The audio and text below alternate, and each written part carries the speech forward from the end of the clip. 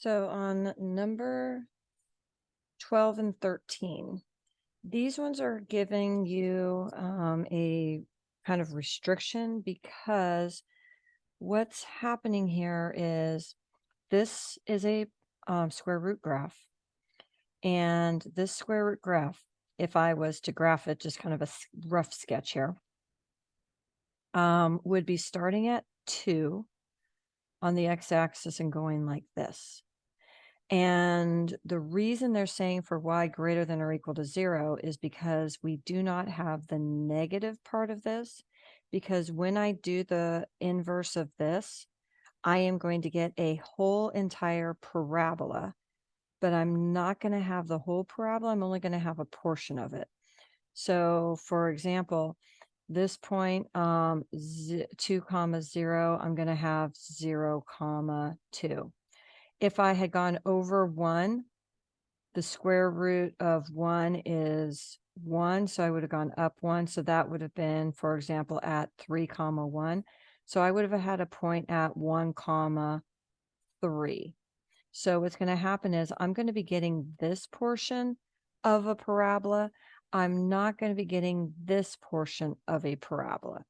So I am going to have a restriction where, since this is for my positive y's, I'm going to have my answer only for my positive x's, because x's and y's switch.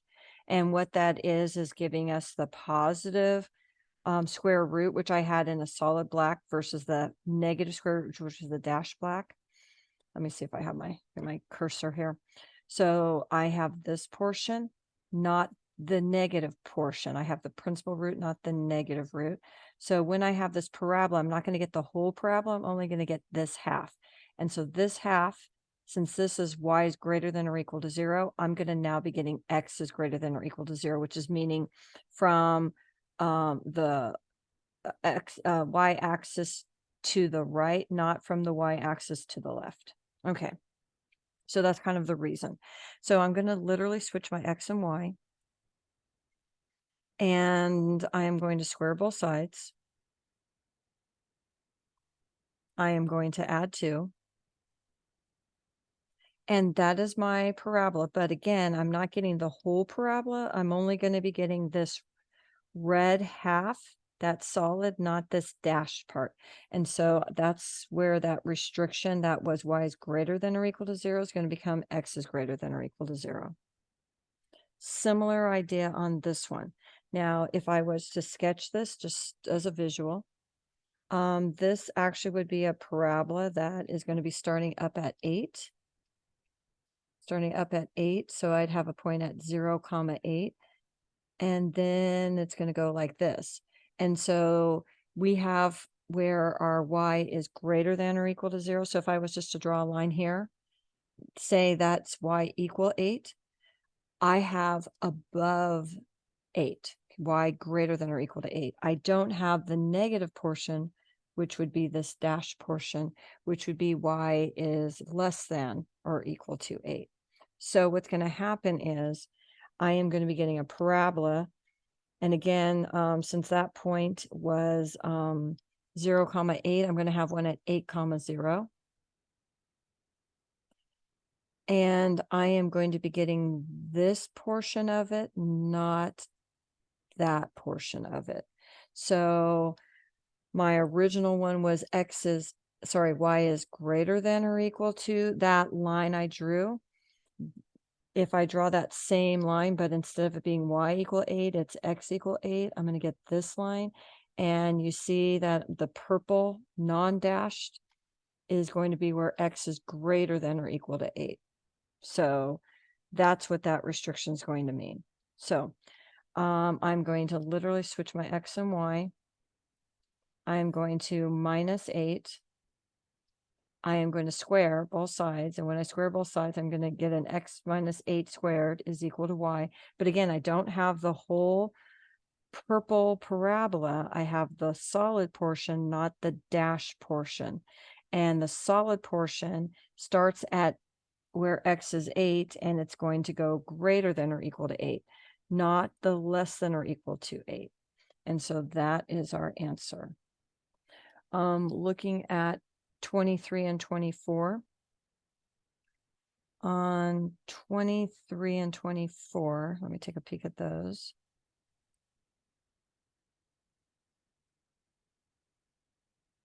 Okay, so for this, remember, we're going to do g of f of x and f of g of x. So let me do f of g of x. So the first thing I'm going to do is I'm going to start with g of x. And g of x is exactly what we had there. It's going to be the cube root of x minus 3 over 2. So I am going to put that into f. So I'm going to have f of, whoops, let me draw this better. The cube root of x minus 3 over 2. And let me just move this over. Okay, I'm going to give myself some space. Okay, so that means I'm going to go 2. And then it was x cubed plus 3. Okay, I'm looking right here. And so I'm going to take the cube root of x minus 3 over 2. That's going to be my x that I'm going to cube plus 3. Now, when I cube a cube root, these are going to undo. And so I'm going to end up getting 2 times the quantity x minus 3 over 2 plus 3. What's going to happen here is this 2 is going to times with this quantity, but since I have a 2 on top and bottom, they're going to cancel out. And I'm going to get an x minus 3 plus 3, which is x. So I got x. So it works one direction. Now I have to go the other direction. So now let me just draw a line here. I'm going to go the other direction. I'm going to do g of f of x. And so I'm going to work out f of x first, which is 2x cubed plus 3. And then I'm going to put that into g. So I'm going to go g of 2x cubed plus 3. And so remember, g is the cube root of my x. My x is 2x cubed plus 3. And then if we look here, the rest of that is going to be a minus 3 over 2. So what's going to happen here is I'm going to have the cube root of 2x cubed, because the 3 minus 3 are going to cancel out, over 2. And what's going to happen is this 2 and this 2 are going to cancel out. So I'm going to get the cube root of x cubed. And when I cube root a cube, I get what's underneath. So I got x. So these are inverses because I got x back. On 24. So on 24, similar idea. So let's do g.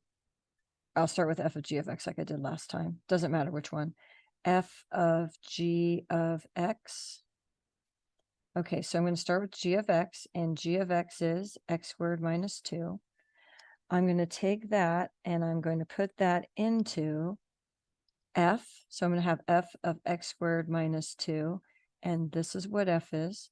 So I am going to take the square root of x squared minus 2 minus 2. Okay. And then what's going to happen is, in this situation, the square is not going to undo that x squared minus 2. So this is not going to give me an x. It's not going to give me an x at all. So again, when I put this x squared minus 2 in here, okay, I cannot take the square root of that.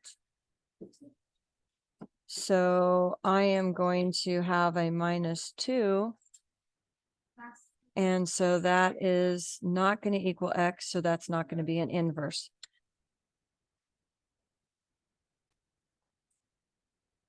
And to show us this, if I was to, just kind of as a visual, so if I was to get Desmos up, let me get Desmos.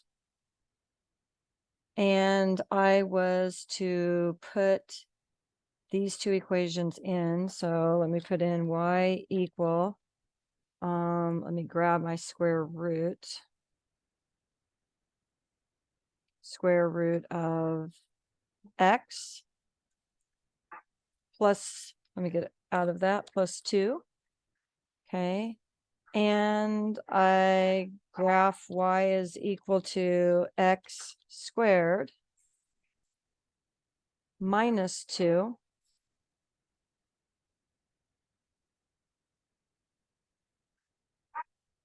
And I put in y equal x, which is the line of symmetry. Let me just make it a little bigger. You see that it is not going to be symmetric with this line. Okay, this line of symmetry. So what would be symmetric to this?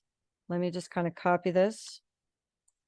And I'm going to paste in. What I'm going to do is I'm going to switch my x literally and my y. And you see that purple one, that would have been it. And so that would have really been if I had, let me just write it here, y equal x squared, sorry, not x squared. Get out of that. The quantity x minus 2 squared, you see that would have been part of the reciprocal of this. Okay, not this one down here. So we were not able to get an x, so this is not an inverse. Hopefully that helps you out.